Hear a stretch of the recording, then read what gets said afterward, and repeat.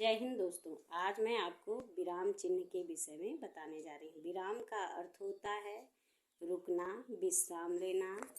बातचीत के दौरान अभिप्राय को स्पष्ट करने के लिए बीच बीच में रुकना पड़ता है। लिखते समय इन विरामों को दिखाने के लिए हम कुछ चिन्हों का प्रयोग करते हैं, ये ही विराम चिन्ह कहलाते हैं। कुछ विराम चिन्ह इस प्रकार हैं। एक तरफ है आपके विराम चिन्ह, अब प्रयोग कहाँ किया जाते हैं और उदाहरण। अल्प विराम को कॉमा के रूप में प्रदर्शित करते हैं। वाक्य में सबसे कम रुकने के लिए तथा दो से अधिक समान पद्यांशों वाक्यों को अलग करने के लिए अल्प विराम का प्रयोग होता है। जैसे राम कॉमा लक्ष्मण कॉमा भरत और शत्रुघ्न दरबार में पधारे। केला कॉमा सेब कॉमा अनार कॉमा अमरूद बेर, ये क्या हैं? फल हैं।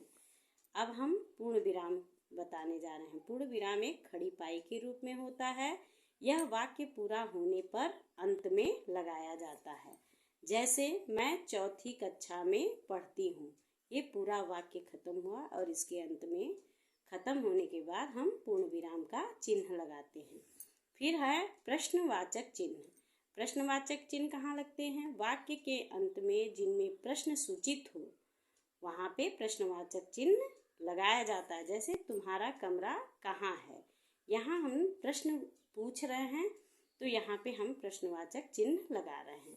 विस्मय बोधक एक खड़ी पाई और नीचे बिंदी के रूप में इसे प्रदर्शित करते हैं।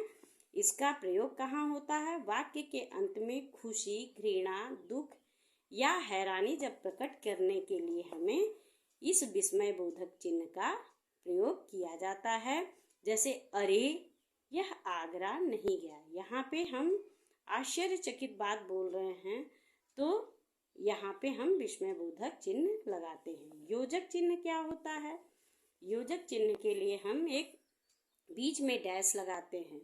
जैसे दो शब्दों के बीच उन्हें क्या करते हैं? जोड़ने के लिए योजक चिन्ह लगता है। जैसे आज और ये कल, आज कल जो लिखा है इसके बीच में डैश लिखा है तो ये हमारे योजक चिन्ह का लगा है। आज कल वह घर नहीं जाता। या जैसे माता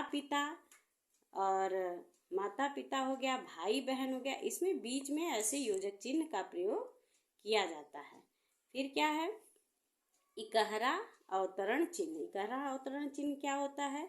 यह दो तरफ इन्वर्टेड कॉमा के रूप में इसे कहा जाता है। जैसे किसी विशेष शब्द या पद को उद्धृत करने के लिए उनके ऊपर जो है इकहरा चिन्ह लगाया जाता है। जैसे महर्षि वाल्मीकि ने क्या लिखी है? रामायण की रचना की है।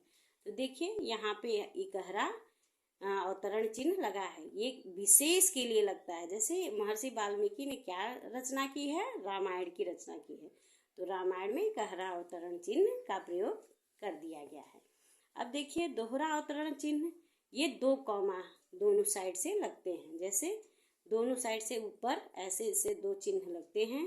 किसी के कथन को ज्यों का त्यों उद्धृत करने के लिए शुरू और अंत में इसका दोहरा अवतरण चिन्ह का प्रयोग किया जाता है। जैसे कोई राइटर अपना कोई शब्द या कोई परिभाषा लिखे होते हैं तो उसको आपने खुद देखा होगा कि दोहरे अवतरण चिन्ह में उसका प्रयोग किया जाता है। जैसे स्वामीनाथन बोला, स्वामीनाथन क्या बोला?